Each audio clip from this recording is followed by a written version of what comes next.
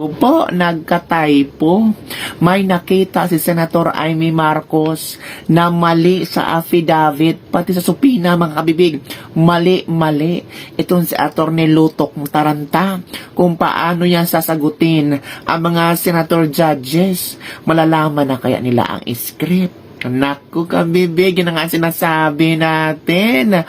Hay, nako, nagkaletse-letse na mga affidavit ni attorney. Kaigit na si attorney. Graving tawa ko. Good job, Senator Amy Marcos. At nga ni Presiding Officer Chis Escudero, mali sa affidavit, tapos ngayon mali sa supina. Ano ba talaga? Nagkabuhol-buhol na ang prosecution. Halatang manufactured truth or tailored evidence they have. Tingnan nyo, nangamote na. Kaigit na sad.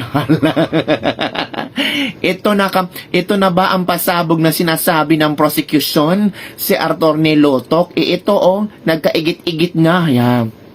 Nagkaletse-letse na mga papeles. Uy, very good, Senator Amy Marcos. Dahil dyan nataranta na si Lutok at ang prosecution.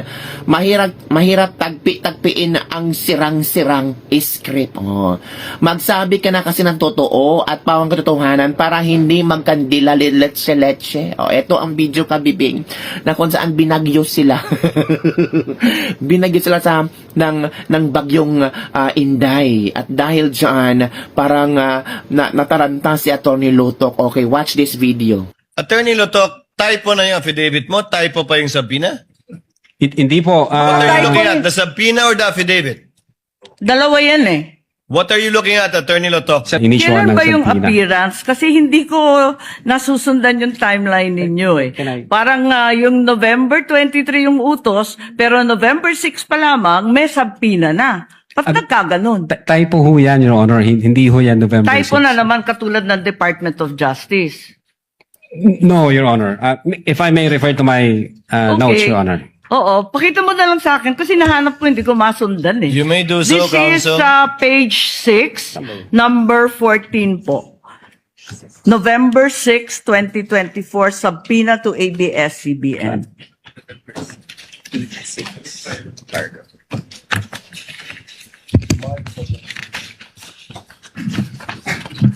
Yung subpoena mismo. The subpoena itself. The subpoena itself. Wala naman yatang date na binibigay tungkol sa appearance ni Patria Morales at yung iba pang Meron po, taga-ABS. Your Honor, if I... Pakituro lang have kasi the hinahanap record po of the namin. Subpoena. Yung subpoena mismo.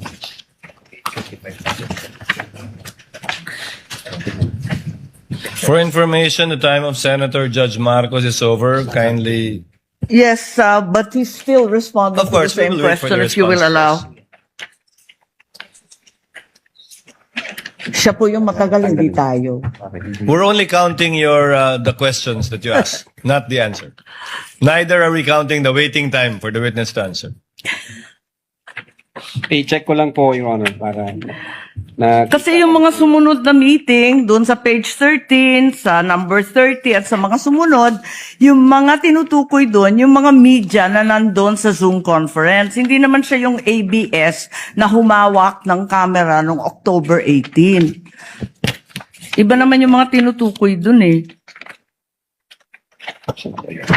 Attorney Lutok, Opo. the question of the Honorable Marcos is on page 6, paragraph 14. You said you sent us a subpoena on November 6, 2024. Unfortunately, because the annexes are not part of the document marked, it's not here. So the question is quite clear. If it's a mistake, then what is the correct date of the subpoena? If I can see the real subpoena, Your Kindly Honor. talk to the mic, please. Yeah. If I can see the real subpoena, Your Honor, because the subpoena was signed by our Assistant Director for Investigation Service. As I said, unfortunately, it was not attached to your affidavit, and I doubt if it's one of those marked or pre-marked Wala. by the counsel for prosecutors. As he said and admitted earlier, he did not or they did not mark all of the annexes in your affidavit. Yes, Your Honor. If I may, check ko lang po, Your Honor, para sigurado ho. Wala sa'yo ngayon. Inaanap ko po rito. Wala nga pong annex yan eh. Wala sa annex at wala rin sa affidavit. Kasi yung mga media na tinutukoy sa ibang pahina, yung mga nag-interview nung Zoom conference. Dito ho yung certified true copy daw, Your Honor. If I may, Your Honor, please, can I assist on this regard, if the court will allow? Only if you can produce a copy of the November 6 subpoena, counsel. Exactly, Your Honor. The documents are present. They are in the possession at present of the witness, Your Honor, please. They may not have been physically attached to the affidavit investigation, but they do exist in the records of the case as separate pre-marked documents, Your Honor, please. So it's here? Presiding officer, then is counsel saying that therefore the affidavit is defective or wrongful and With that all November 6 is not the right date? What then is the right date to With the all due subpoena respect, to Your Honor, ABS? please, with all due respect, we object to the use of the term defective. Counsel, we shall await. Let the Yes. document speak for itself. Yes, Your Honor, please. If it's there. The witness is Yes, now it in the was the process. witness who said that it was a mistake, not me. No, it doesn't make the entire affidavit of investigation defective. No, I merely said the date was wrong. Because that's what he said. Yes, Your Honor.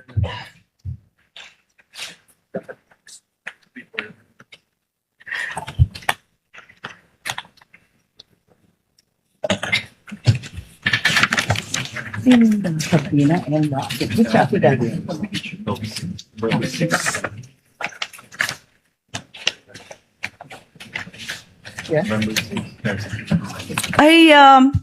It's just been brought to my attention that in fact, presiding officer, 2 documents were issued on November 6. Not only the subpoena to ABS-CBN, but further the affidavit of investigation regarding the October 18 press con.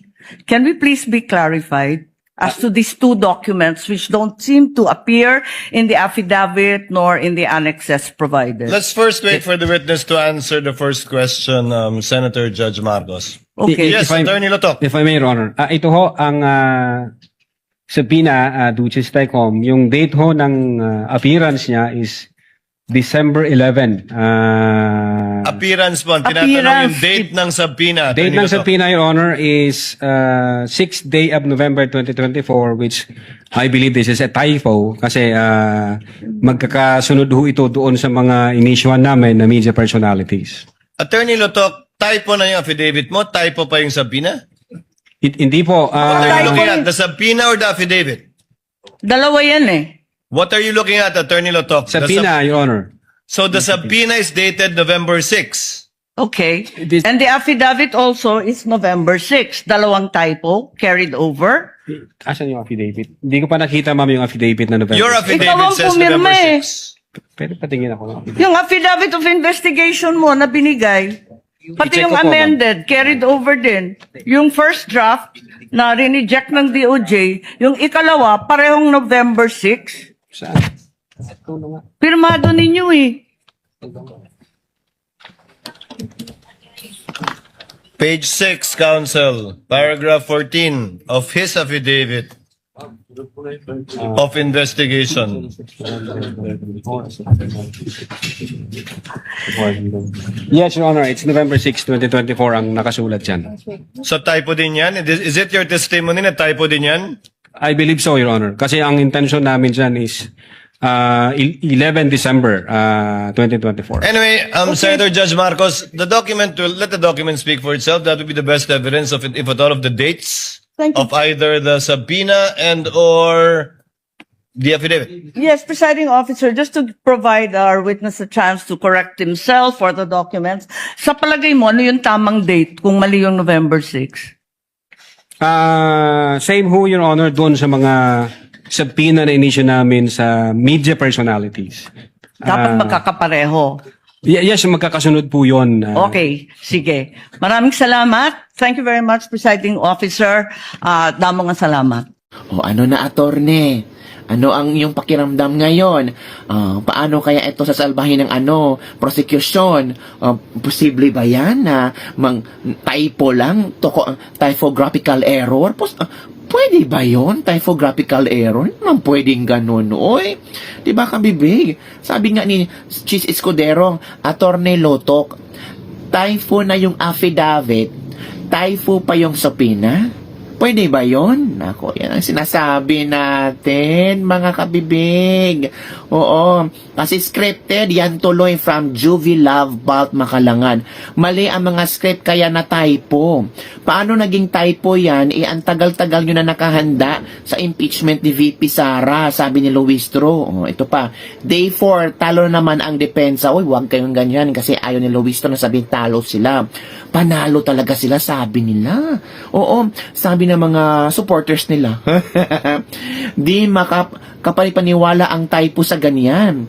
What if defense mechanism ni VP yon dahil may death threat siya to let the public know kung sino yung may intention to kill niya. Nako. This is the hard part for me kasi ang typo is the date. And yun ang iginigiit ni Senator Amy Marcos sa allegation since sa November 6 pa daw nagmanman ang NBI kay VP. Even before nag-Zoom press con niya daw. Although, ang sa tindi ko naman, yun ang subpoena for October 18 na breastfeeding. Oh. Sabi ng witness typo daw pero pinirmahan ang subpoena, palpak na naman ang prosecution. Yari ang bukas sa defense team. Oh, yan kami big. Hindi